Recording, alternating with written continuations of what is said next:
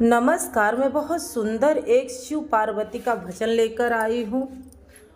भोला हमार हो नगिनिया कै माला पहिरे, भोला हमार हो नगिनिया कै माला पहिरे, भोला हमार हो नगिनिया कै माला पहिरे, भोला हमार हो नगिनिया कै माला पहिरे। महला दू महला शिव के मन ही न भावे, महला दू महला शिव के मन ही न भावे, महला दू महला शिव के मन ही न भावे।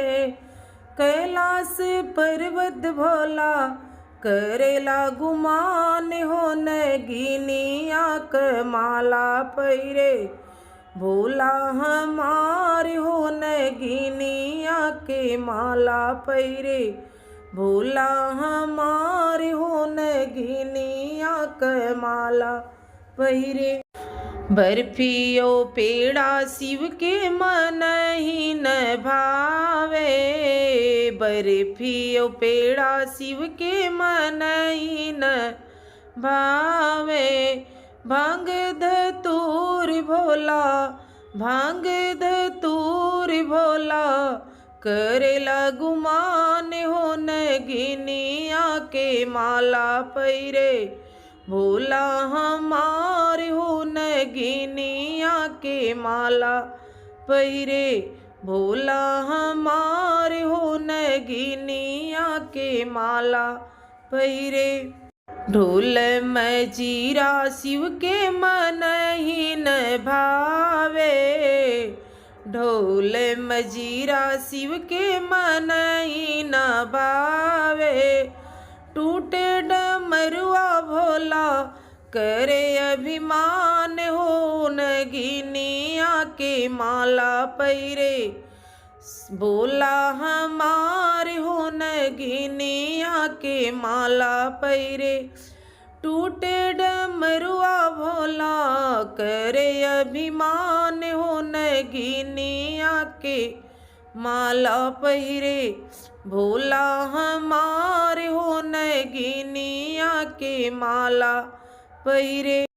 पीला पीताम्बर शिव के मन ही न भावे, पीला पीताम्बर शिव के मन ही न भावे। बागंबरी पे भोला करेला गुमान हो नगिनिया के माला पहिरे, भोला हमार हो नगिनिया के माला पहिरे, भोला हमार हो नगिनिया के माला पहिरे।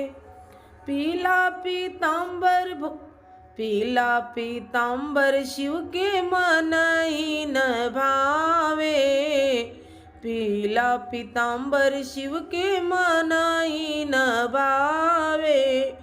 बागंबर चले वापे, बागंबर मृगछाला पे भोला करेला गुमान हो नगिनिया के माला पहिरे, भोला हमार हो नगिनिया के माला पहिरे, भोला हमार हो नगिनिया के माला पहिरे।